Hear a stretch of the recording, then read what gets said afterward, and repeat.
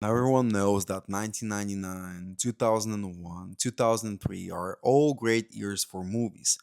But a year that nobody really talks much about is 2019. And to me, this is one of the best years in my lifetime for movies. And I found this Reddit thread here. So we're just gonna straight jump into it. Someone here says 1917, and this movie is just amazing. Like it's just like a one long shot. It's so intense. There's so much happening. It's like a real like cinematic experience. It's so good. And of course it was shot by Roger Deakins. So I don't expect like anything bad from him, to be honest, at this point. Like everything this guy touches, it just turns to gold. And even though I'm not like into war movies, I love this one, man. Like one of my favorite movies of all time is Apocalypse Now. And of course it's about war, but it's a very different perspective of war. It's not like fighting and all that stuff, and pretty much just focuses on survival and a mission. But this one, it was just brilliant, man. Like it's such a great fucking film. All right, so next one is going to be Joker, of course. This movie is amazing. Very much inspired by Taxi Driver. I think what Todd Phillips did here, it's just insane. Like it's I never expected that to happen, to be honest, with this movie. Like I knew it was going to be good as soon as I heard that Walking Phoenix got casted in this one. But just the movie, the experience was so intense, and like just also being in the theater at the time was like very intense too. I watched this one in Burbank, and it was kind of crazy too, because like there were like these speculations that something bad is going to happen, like in some theaters, that this movie is going to inspire like so much violence. And you're watching the movie and you're very excited for it, and at the same time like you look on the side and you see like couple of security guards right next to you just guarding the door. And also that whole tension pretty much, kind of affected like the audience in a way. But the movie itself, it's great. Like I just really enjoy that version of the Joker. It's very different from all the comic books and all other adaptations of the character, and this one just really got like people excited for a sequel. And we see that how that went. But anyway, I think Joker one, I pretty much just separated from that second movie.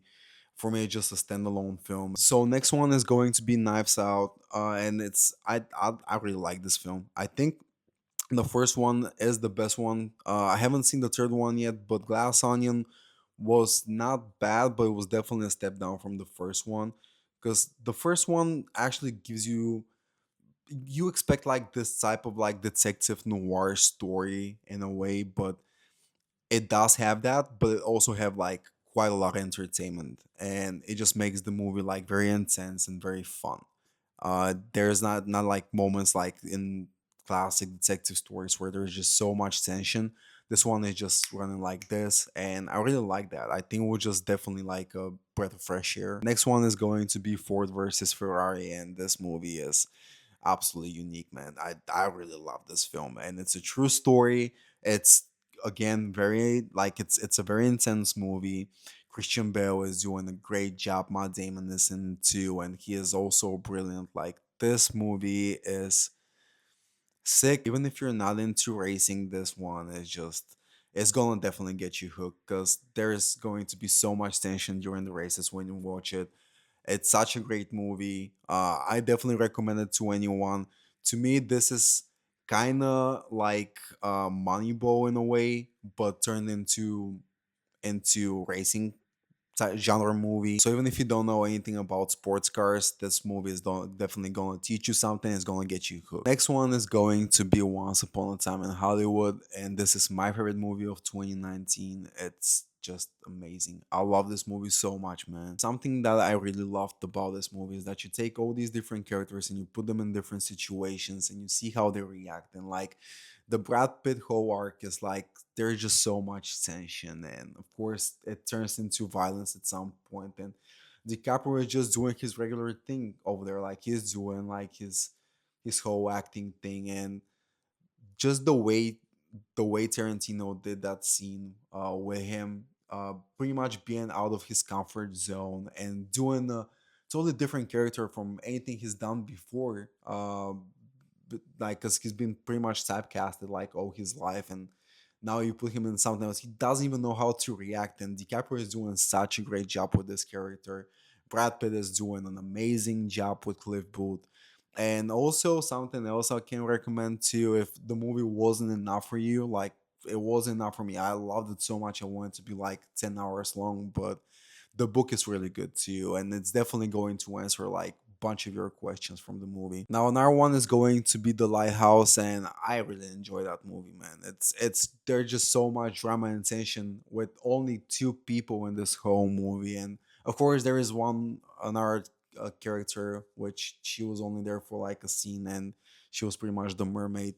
But yeah, just the tension between these two and them fighting or them having fun. It's I don't know, it's such a good story, and in a way like at the end it pretty much teaches you a moral, but in a very dark way.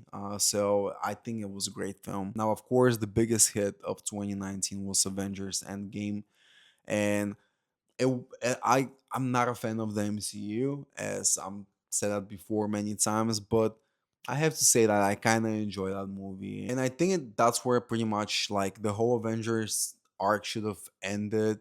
Because now if you look back, it's kind of like in a way it's going to be nostalgic for many people, not so much for me because I wasn't like a teenager or a kid when I watched that film, but for some people it's going to be nostalgic and they want to see more, and this is why they bring like all these old characters. They can't just let them be.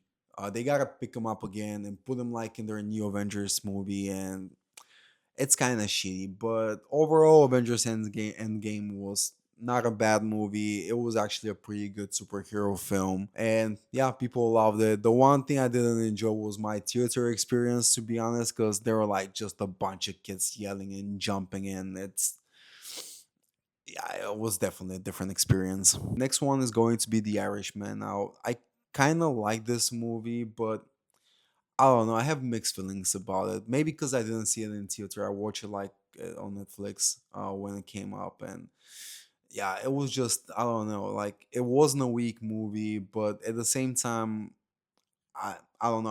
I really have mixed feelings about this one. Next one is going to be Midsummer, and this one was actually pretty good, to be honest. Like I don't watch horror films, but people were talking so much about it, and I was like, okay, let me just see what this one is about. And it's a really good movie. Like it pretty much just mixes like it mixes horror and tradition and all this stuff, and it puts it like in this uh movie that, like, you know how horror is supposed to be like pretty much it's just in the dark and you don't see what's happening and all that, and pretty much this whole movie takes place like during the day, and you're like kind of it definitely gives you like a different feeling about a horror film, and it's still like terrifying in moments, but that's just me. I'm not good at watching horror films. I get scared easy, but I gave this one a chance, and pretty much I was surprised. And it wasn't that scary, but there were some moments that really fucked me up a little bit. Then we have John Wick 3, and I fucking love John Wick. I just sometimes I want to watch just pure entertainment and action, and this movie just gives you all that. Like I like the first two movies too, but I don't know, for some reason this third one.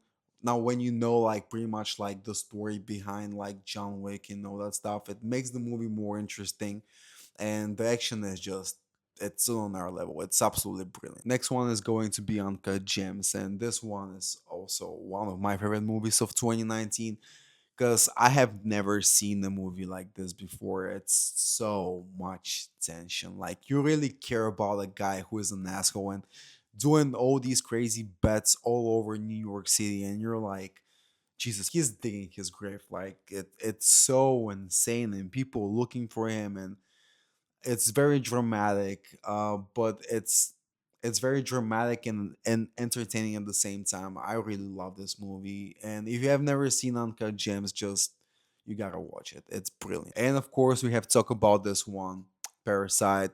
It's such a great film. Like I didn't watch this one in 2019. I watched it like around like late 2020, I think, and this movie just blew my mind. I didn't expect that, right? Like, cause everyone was talking about it. Everyone was saying that this movie is just on another level. It's great. It's different. It's very entertaining. And I'm like, okay, let me just give it a try because I watched the trailer and I did see like the posters and all that stuff, and I'm like, that doesn't look like anything interesting, right? And then just it was crazy. This movie has so much story and entertainment and drama at the end. It's just so rich on everything. And yeah, I definitely see how this movie won the Oscar that year. But yeah, there's so many more great films that came in 2019. It's such a unique year. So many good movies, so different from each other. And yeah, it's just a great year. But anyway, let me know your favorite movie of 2019, and I'll see you on the next one.